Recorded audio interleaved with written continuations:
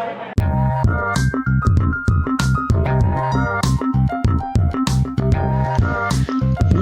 to Spoken Threads. Hi, and welcome to Spoken Threads.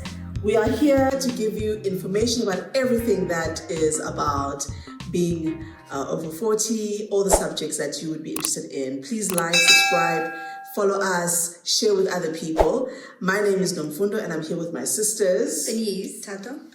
Thank you for joining us. So, guys, I've got my earrings here, which have got my kids on it, because we're talking about being a parent. The joys and the pitfalls of being a parent. I mean, we know that people say, being a parent is so much joy, it brings so much to your life, but there are two sides to this parenting thing. Yeah. And I think we need to be fair and talk about it. Yeah, totally. I love my kids. I love you, my children. If you are watching right now, I love you, and my life is full with you in my life. However, it's a challenge. It is a difficult thing. It's a difficult journey. And I think you really have to have the strength and the patience to go on this journey. Yeah, Definitely. yeah.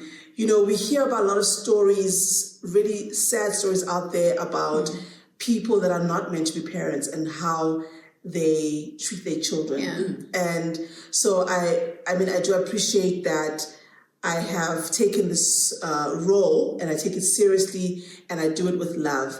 But it doesn't take the challenges away. And so what are some of the challenges you've experienced as a parent? It depends on their life stage. I mean, they go from being infants, they're cute, and depending on what kind of baby you have, best years. either they sleep the whole day or not sleep the whole night. So I had best of both worlds. Wonderful. And then they get to the toddler stage where if you don't teach them right, they will embarrass you in public. Thank goodness I've never had that. Yeah, that's great. Then they get to an age where they're in primary school, transition into high school, which is where I am. Yeah. So the challenges differ at every stage Absolutely. that you get them. From the sleepless nights, the temperatures, do you take them to the ER? Do you just give them Calpol and hope that the temperatures will drop? Do you put them in the bath, which has worked for me, and the temperatures just drop like that? Yeah. To the times where they start having friends, some good, some bad, and you have to tell them that don't hang out with this one. And at their age, you don't understand it because they think that they know everything. So challenges for me, they differ with every stage of their life. And I think it's endless because I know at my age, I'm still a child to my parents. So I'm sure I must have come with challenges. Even today, it's still a challenge. Still challenging, yeah. Absolutely. No, I think I can relate to the life stage situation. I mean, and I think for me, I had the best, and then there's a massive gap, and then it started over, and then I didn't, it was flip side. So the crying, the colic, all of that, and then it goes through, okay, teenage phase, there's a period of lockdown in your room, and we don't see you, and you come out, and eventually you return to normalcy, and there's a period of the complete opposite again. So, I mean, for me, I've got a boy and a girl, and they're completely opposite as well there. So it's completely different, but it definitely comes with its challenges. Yeah, I had the embarrassing toddler stages. I had where you'd had to, and it's not that you wouldn't teach them right from wrong. Oh yeah. But the embarrassment was definitely there. The embarrassment was in the walking into your friend's house with your toddler, and they walk right in and open the fridge door. Yes. And I'm like, Yeah. I know I've taught you better. What are you doing?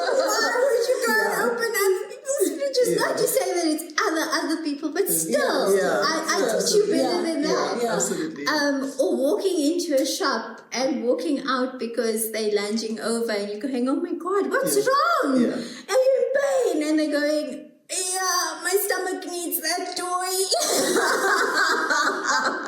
You have very creative children. Oh my goodness. So it definitely does come with its challenges. I can do. So I have the youngest children amongst you guys, and I, like you, Grace, I've got a boy and a girl, and I must say, the early years, the baby years, they are challenging, but I do miss them, because they are reliant on you. They don't have, everything is about, you are the center of the universe. And there's something so precious about that, So now I've got a 5-year-old who is very, very busy, which is fine. I like him to be busy, but sometimes a little bit too busy. So he needs to calm down sometimes, and I have to talk to him, and I need to encourage him to take naps because he can be just very, very excited about things. And then I've got a preteen who knows everything. You can't tell her she is wrong because everything she knows. And so it's a challenge of teaching her that sometimes you have to listen and be open to hearing from someone who's got experience of life and taking that in. I must say I am terrified of the teenage years coming, and I'm going to look to you guys for advice and see how I get through it. But I think one of the important things of talking about having children and how you've handled some of those challenges, because I think that is an important thing, especially for our viewers, to see how can they get through the challenging times. Because sometimes you think you're on your own. You think, my child's the only one that's embarrassing me and people in public, or my child's the only one that's locked themselves in the bedroom as a teenager. How do you overcome some of those challenges that you've spoken about? There's no handbook. Nobody gives you the handbook and say, because also each child is unique. So nobody comes and says, okay, here's your handbook for child A, here's your handbook for child B. I think it's figuring out through various techniques, reading up, talking to people, talking to your friends that also have teenagers or that has a similar age range in terms of the challenges that you're experiencing, because I think the last thing you want to do is suffer on your own. I think I take my hat off to single mothers, because I think it really is about talking to friends, researching, trying out different techniques and seeing what works and what doesn't work. There's a lot also that you learn along the way. I know it's a cliche to say mother instinct kicks in. I personally hated it when people said that to me, but in certain instances, it's like almost like a spidey sense. You know when it's a wrong friend, for example, and you guide and steer as best as you possibly can. So those are some of the things that you learn. You learn also, like, your child. I think having gone through all the tantrums, having gone through all the different stages, you get to know this human being that you have part and parcel in creating, from like not just like the physical element, but also the emotional and mental psyche, all of that. So I think when you see and you pick up cues from your children, you kind of know what, if there's red flags or if there isn't, or when to engage and what to engage on, and you take it from there and you be cautious about it. No, that's so true. So for me, two things. You alluded to support. Support is very important, especially in those moments where you feel like you can't take it. If you can drop them off either at your parents' house, friend's house, just to take a breather is very important. So that support was kind of critical. Second thing is communication. The only way that you're going to know your child is if you talk to them. So earlier on you mentioned the fact that they go through phases, teething, they lock themselves in the room. Definitely, I can attest to that. But once you get that moment of talking to them, yes, sometimes the response will be, in my case, will be one-word answers. Either I don't know, or fine, or whatever the case is. Fine. But communication is very important. So in that way, they also learn from their mistakes and learn from you as well. And also, as you said, there's no rule book to it. However, you can't parent how we were parented. So for us, it was just, you're the child, here's the rule, you abide by it, that's it. There's no feedback from the other side. Whereas today, we require that feedback, so that if you need to change, not your style completely, but a few things that you can tweak here and there to make the relationship work is very important.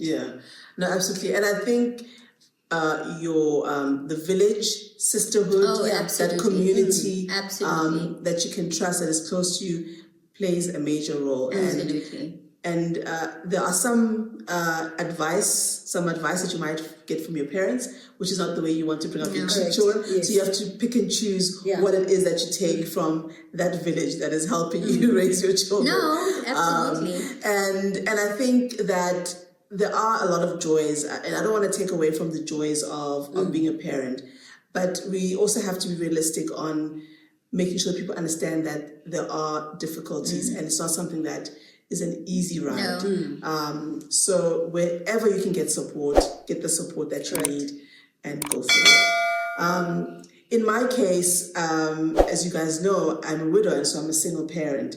And so I have to rely on, like you guys, a lot of the time. So my sisters and around families and that can support me in making sure that I do the right thing for my children. I take my breaks when I need my breaks.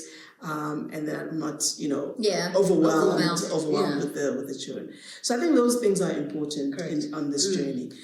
But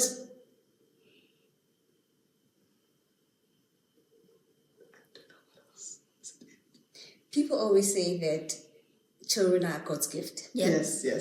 And through every life stage, yes, you can see the positives, the rays of sunshine. So I think overall, positive experience. Hell of an expensive process to go through. We didn't talk about the finances. We didn't talk about the finances, yeah. But we hope that I'm stuck now. You need to Get it together. Definitely talk on the expenses. Okay, pause. Let's just we'll cut this. Yeah. We'll cut this out. Pause. I can definitely attest to the expenses. I always said, and I think I said it to you last week, Yes. in passing. Yeah.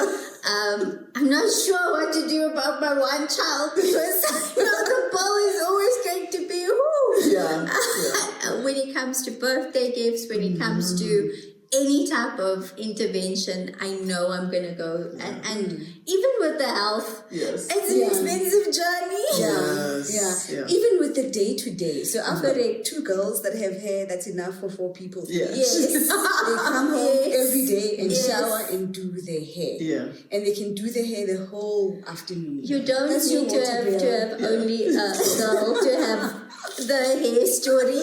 I've got the same with my son.